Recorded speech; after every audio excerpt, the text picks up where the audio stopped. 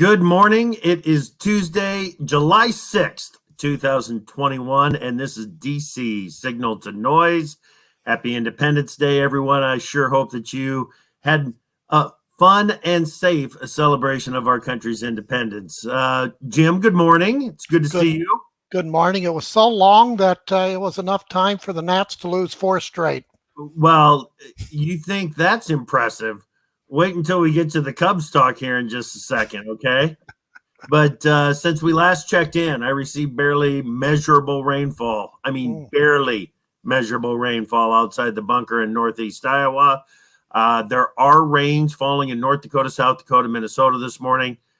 Increased chances for rain and cooler temperatures in the middle of the country, although some key areas in the central Corn Belt could and probably will miss out again. Nonetheless, it looks like the grain markets are going to be off to a lower start as we get things fired up here this morning.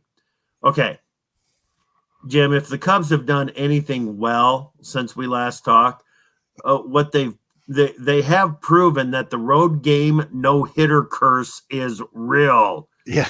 The Cubs have played 10 games since throwing that no-hitter in L.A., and they haven't won any of the 10 that they've played since then. They're a game under 500 in third place in the NL Central. And that's about where the Nats are, too. We're 1 or 2 behind again. But yeah, we're lacking key players. You just can't play without your key players. You know, we got most of the key guys back last night. Some players that I've been missing, wanting to see on the field. Yeah. And I don't know how I can call a 13-3 game against the Phillies close, but it was give and take, at least for the first few innings. Does that count? No, it does not count, but it takes about a week to 10 days for those returning players, as you well know, Chip, to get their rhythm. Yeah, that's right. Nationals 5-5 out of the last 10, game under 500, second place in the East. Kyle Schwarber in the leadoff spot. My gosh, he's just exploded. 16 home runs in June, Jim. Yes, but he's out of the lineup now, and so he'll come back after the All-Star break. Right. All right, I'm AgriTalk host Chip Flory, and that is Pro Farmer Policy Analyst Jim Wiesemeyer. Jim, Congress is out this week. I mean, couldn't have we taken the week off too? It seemed like we were off a week, actually, and I had visitors, so I had too much fun. Okay, it seemed like a true vacation for once, But work is continuing, Chip, to write legislative language for those 2 major bills, the traditional infrastructure and the human infrastructure bill, which is really going to be the reconciliation measure. Gotcha. Okay, Jim, there have been several issues and court decisions regarding the biofuel industry, and we've got a very special guest with us this morning, and I don't want to wait any to introduce her. Emily Score is the CEO of Growth Energy. She is a frequent guest on AgriTalk and is someone that the whole biofuels industry looks to for leadership on key issues. Emily, welcome to Signal to Noise. Thanks for having me. Great to be here with both of you. Yeah, glad that you are here. Jim, I know that you are anxious to talk with Emily about some of these issues. I'm going to let you kick it off. Go ahead. Sure, Emily. And this gives you an opportunity without commercial breaks to get the message out, which is another reason I love the podcast. But I surveyed my best contacts, and I boiled down what they had to a series of 8. I don't know whether we'll have time to get to them all. I think we will. But the first one, the U.S. District Court said its reasoning was clear. So the question is, why can't you and other biofuel proponent lawyers anticipate these things? When they said it was clear that it was limited to E10 rather than E15. Okay, so, it's a good question, and this is the conversation that I actually had with my general counsel Friday afternoon, as I too read the court opinion. And the district court panel of 3 judges, 3-0, invalidated the EPA's final rule that allowed for year-round sales of E15.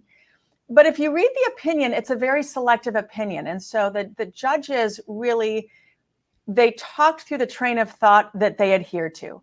And they didn't take the opinion, they didn't take the time in the opinion to contemplate some of the best arguments that we brought forward. So if you haven't been privy to all of the arguments on both sides and you read the opinion, they're not contemplating, what I think are some of the best arguments and what gave us confidence going into that decision. So having said that, where we are right now is we have a court opinion, and we have to think through the immediate short-term impacts and the long-term impacts and what we do about it, because we know we as a nation need to be using higher blends of biofuels for a host of reasons. We need that as an industry. So that's kind of our focus moving forward. Can EPA adjust its E15 rule to effectuate year-long sales or not?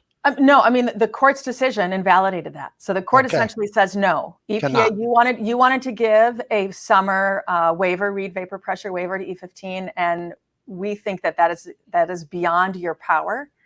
And so what happens in the short term is that's the court opinion, but it's not the mandate right now. So we have a few legal hurdles, a few legal steps that we go through in the next several weeks before that actually takes effect. And so our focus right now is to make sure we can preserve the summer driving season, and then we focus on kind of how to fix this for next summer driving season. Well, let's get to the impact, because I think your joint statement said it could reduce E15 summer sales by 90%. But what volume, not this year, really on, 2022, but what volume are we talking about with that statement? In other words, what's the impact of E15, year long in summer sales? How much more ethanol? How much more? So it's hard to put it into volume, and I know that's always a more satisfying number.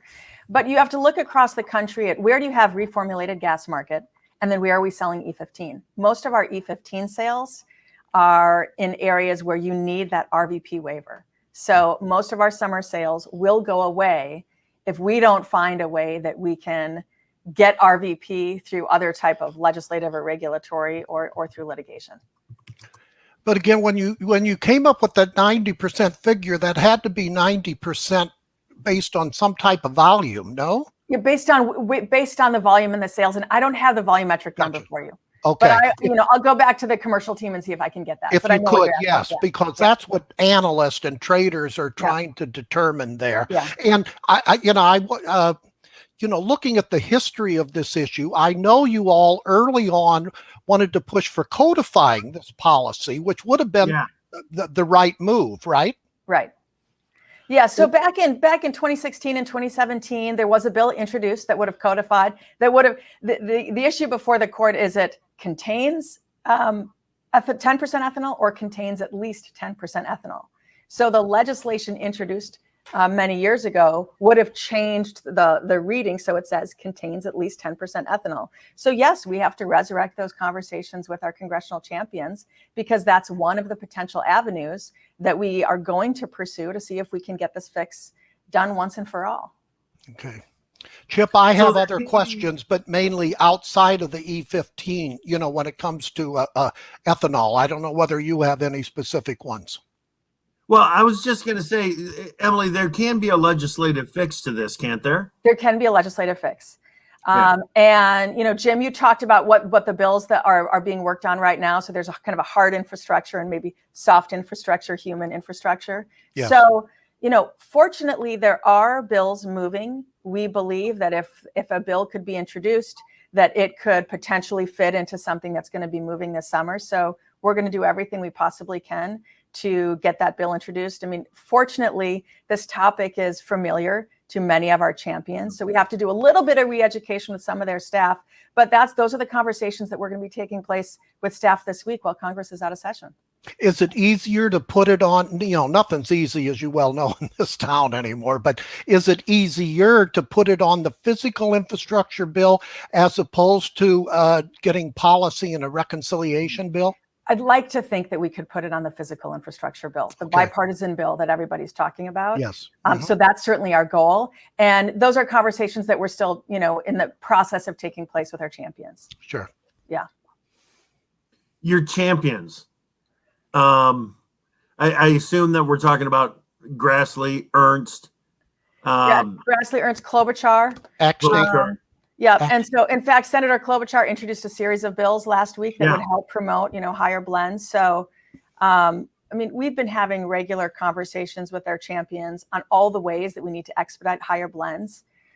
Everybody, I think, in the industry and our champions are going to understand, my gosh, we can't do this if we don't have the ability to sell E15 year round. Yeah. So I think this will quickly catapult it to the very top of the conversation list. Has EPA responded yet to the court ruling? I didn't see anything yet. I don't believe so. So there, the next step is you've got 45 days before this becomes kind of the mandate. And so there is an appeals process. So, we will be having conversations with EPA, don't yet know their intentions. We, of course, are interveners in the lawsuit. We aren't part of the lawsuit as an industry. But we will encourage them to. Yeah, Emily, Department of Justice defended this for EPA. Did they do a good job? Do you think that they understood the issue?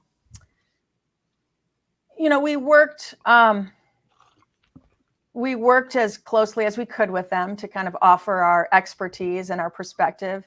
We appreciated that in the oral argument, Department of Justice did give 3 minutes of time to the industry. So we had counsel that was able to I think, do a little bit of cleanup that was required to clarify a few points. I think in the oral arguments, we felt that kind of some of the judges, they asked a line of questioning that indicated maybe they weren't fully briefed on the facts, and this is a complicated facts case. So, I think, would we have done things differently if we were in charge? Yes, probably.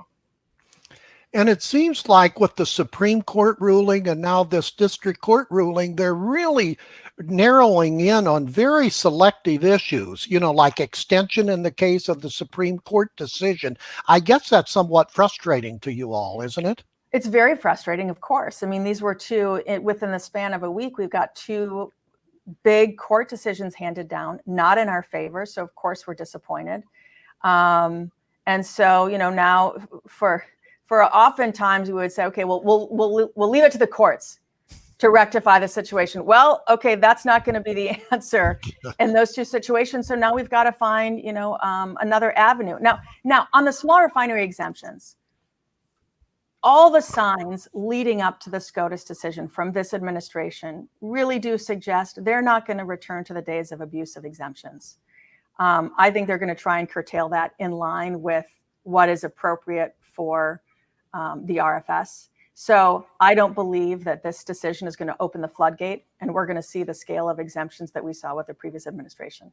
That bridges us into my other questions. Thank you for that. When are you hearing when we might finally get an EPA announcement? Because as of early this morning, EPA had not yet sent over the proposed rule, and unless they change their procedure, it really has to go over to OIRA at OMB before they even have the possibility of releasing the rule.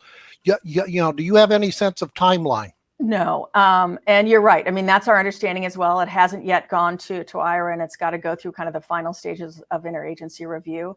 I mean, in all of our conversations, they have said, we want to meet the timetable. We want to get this done, finalized by end of November per the statute. So it does need to come out very soon for them to be able to go through the public comment period. And, I think quite honestly, there's a lot on their plate. They need to contend with the Supreme Court decision. Now they need to contend with this decision on RVP. So no news, but I would hope in the next week or 2. Next week or 2. Okay. Yeah. But we've been given no timetable.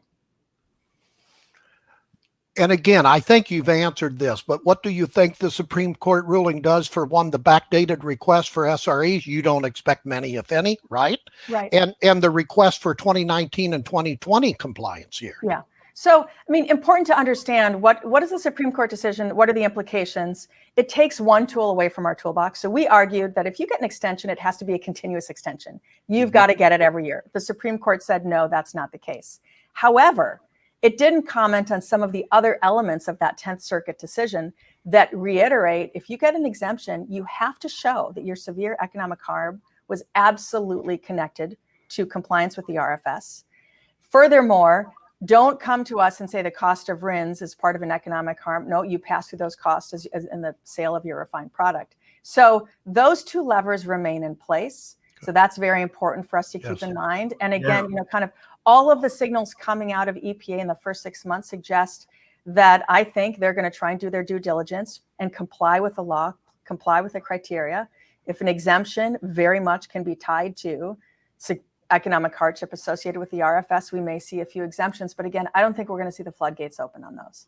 And in the transparency bills, I think they include a much needed, to provide information that some of these requested waivers are using to seek their, waiver. That would be a gold mine of information to assess this topic.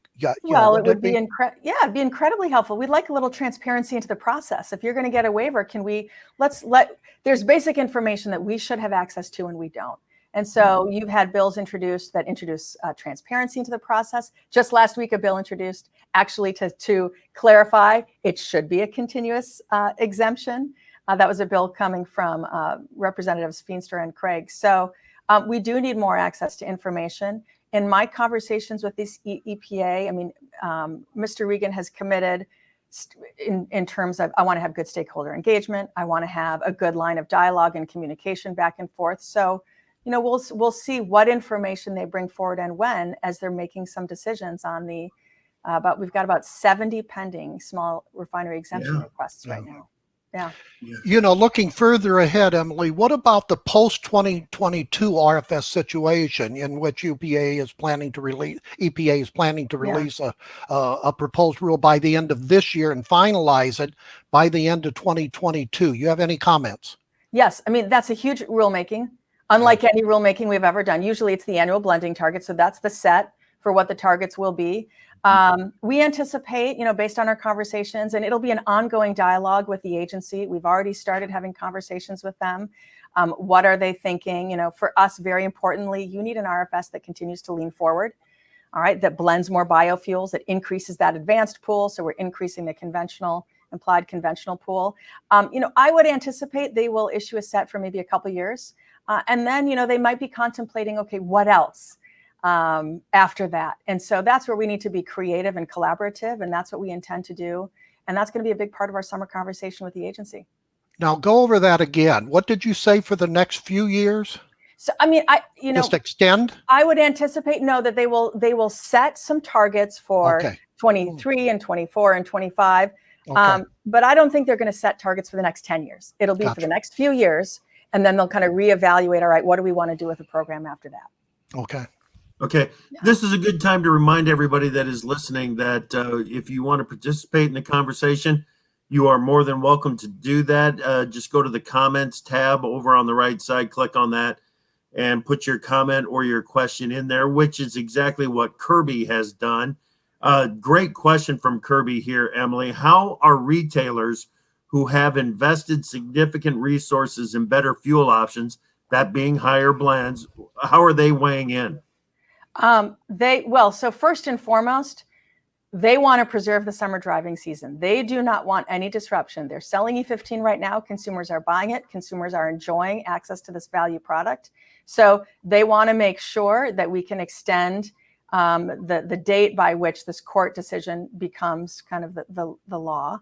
And so we're having conversations with them, a lot of conversations Friday into this week to see kind of, again, there's some legal procedural things that we can do to hopefully protect the summer driving season. And they've already said, how can we be helpful? We want to be able to sell this product year round. What can we do together to make that happen? So we've got to be creative. We have to explore creatively what type of regulatory routes do we have. We'll exhaust kind of the appeals litigation route. And also, of course, we talked about legislatively, that's an option on the table too, as well, to just get a new law passed that amends the Clean Air Act. So we have this clarified, and it's hopefully the end of the conversation at that point.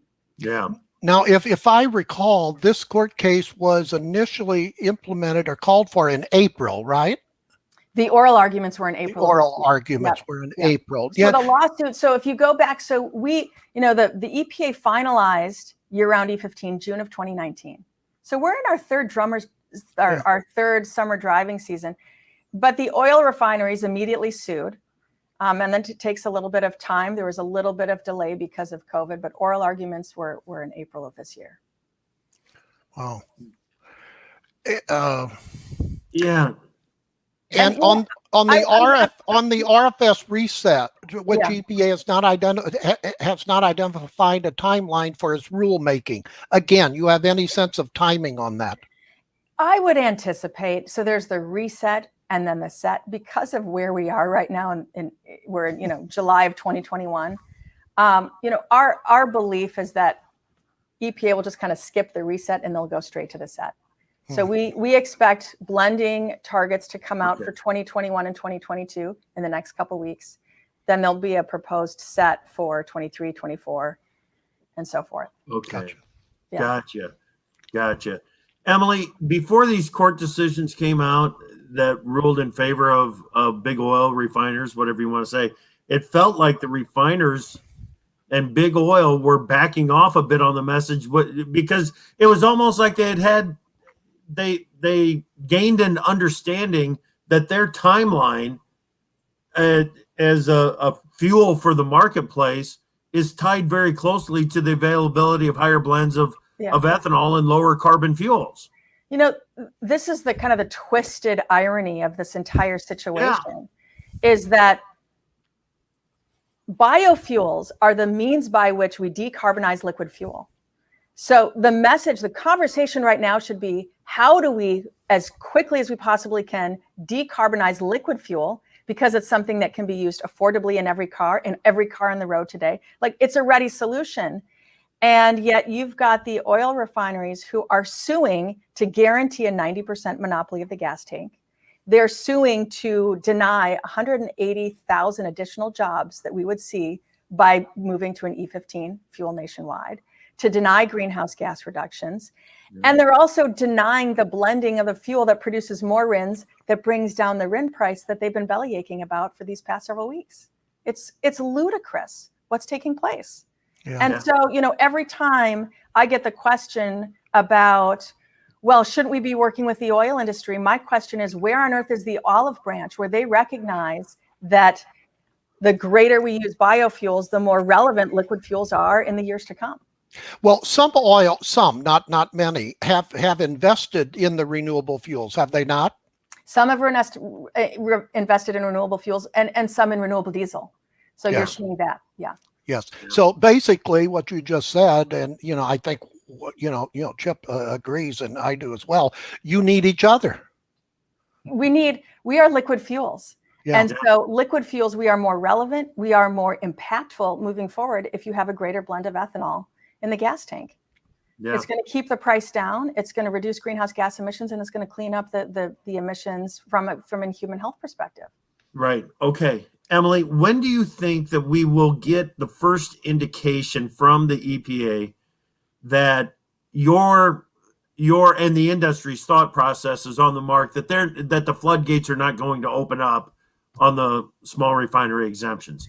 What does that timeline look like? I think it's going to be when the proposed RVOs come out. Okay, for a few reasons, because there is precedent. If you recall, the 2020 RVOs, for the first time, EPA estimated potential exemptions that they would be handing out. Okay, so they said, and we think we'll probably hand out 770 million in terms of exemptions. So they accounted for that in the final number. So our expectation would be also that EPA do that for 2021 and 2022. So that would be an indicator of their forward-leaning intentions. And then I think you can get a sense of what they may do with what's pending for 2019 and 2020. Okay. So is that also the day that we find out if the Biden administration is serious about their efforts to battle climate change? It's an absolute indicator. Yes. Yeah.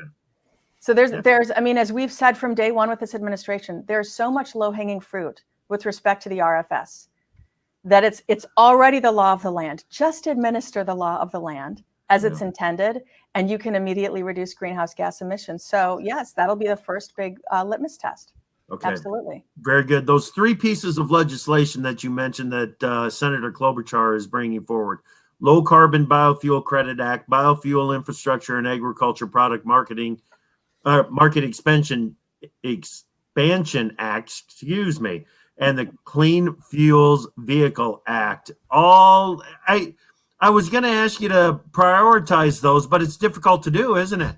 Well, I mean, they're all a priority. They're all going to help incentivize the use of higher blends. Okay, so we've got a credit for blending E15 or higher, a 5-cent tax credit if you blend E15, a 10-cent tax credit if you blend higher than E15. You've got a credit for FFVs to incentivize E85 use. And then you've got $1 billion over 10 years for infrastructure investments. These are all magnificent things. These are all things that we need to expedite greater use of higher blends. So we're very pleased that the senator came out with these bills last week.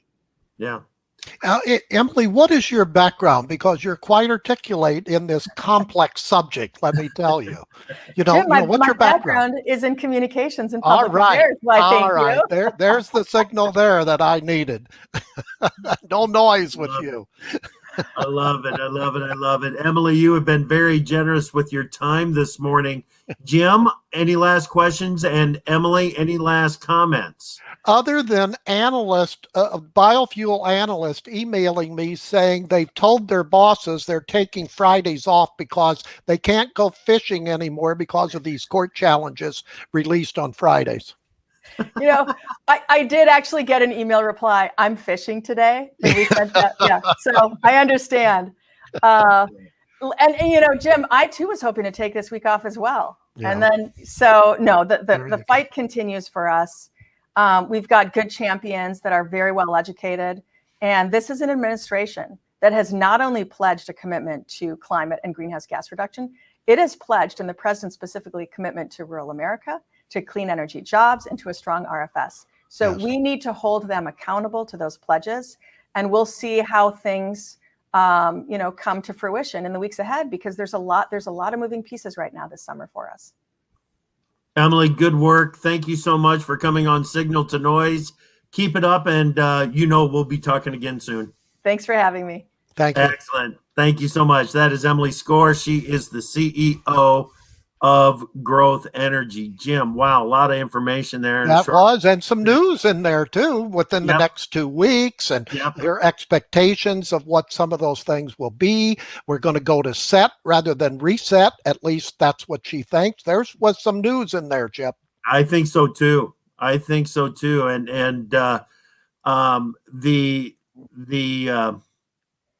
the other thing that I thought was revealing was when I asked the question about what did she think of the DOJ's defense of that they might have done things differently than what the DOJ did. They were thankful to get 3 minutes. Yeah. 3 minutes in oral arguments. Boy, it makes you wonder. It makes me wonder about the whole process is what it does. Well, but in those 3 minutes, you better nail it. That's what it also says. And if it was anywhere close to what we heard her say, they have their facts and figures down, at least from my perspective. So it's renewed my faith that the biofuel industry has very effective spokesmen on their side. Oh, gosh, yes. Yeah, outstanding. Jim, I do want to ask you one question about something that did not happen last week that we all expected to happen, and get this what the signal was from that. We talked about it a bit on Friday on AgriTalk's Free For All. What signals are you taking from Vilsack not going to Wisconsin with President Biden? Well, I think it was smart because he didn't want to go there and not offer anything. And it was a changed focus, Chip, from, picking up the pieces, if you will, from the president's initial gaffe on telling the truth with their strategy in tandem. So I think he accurately pulled away from that because it was not an Aggie trip whatsoever. Now, I know we had a discussion saying, I think you should still go out there, et cetera, and talk about rural America. But when the White House has a focus change, you have to listen. And Vilsack is a team player. So I know that he got the signal another day, another time for other issues. Okay. You touched on this briefly near the start of the podcast here this morning. Little more, flesh it out just a bit on what you're watching for in the week ahead regarding the infrastructure bill. Well, we're going to get some more leaks now in the next week because they're writing legislative language. So that's where the leaks will come from the staffers up on Capitol Hill. So we'll put some more meat on that bare bone, Chip, right now. And of course, I'm going to see whether or not they include some of the language of what we talked about relative to year-long E15 and other issues. So, but I continue to say, and I may be in the minority here in Washington, I sense both bills eventually passing, but the Democrats are going to pour a lot of money to the far left Democrats in order to get the two-step approved, because Nancy Pelosi, Speaker of the House, and she is very consistent. She says she will not bring up the hard physical infrastructure bill unless and until the Senate passes both hard infrastructure and the reconciliation bill. So that means the White House strategy and the Democratic lawmakers in Congress, the leaders, will focus on what does it take really to get the reconciliation bill passed. And I think that's limiting it to no more probably than $2 trillion. And then how do you deal with Bernie Sanders and others who want up to $6 trillion? You offer them sweeteners that they really can't refuse, Chip. And I think that's what's going to come down the pike eventually to get both bills passed. Okay. All right. Very good. Any other issues that you feel like we need to mention that you're watching for the week ahead? I think that kind of sums it up, doesn't it? Two quick things. Okay. I'm trying to still get USDA. They're saying that it's a policy writing thing on those lapsed hog payments. Remember that were announced in December of last year, and some of the NPPC officials are taking some heat on not getting that thing announced. I don't think it's their fault. I think it's when Vilsack said, "Wait a minute, we need more."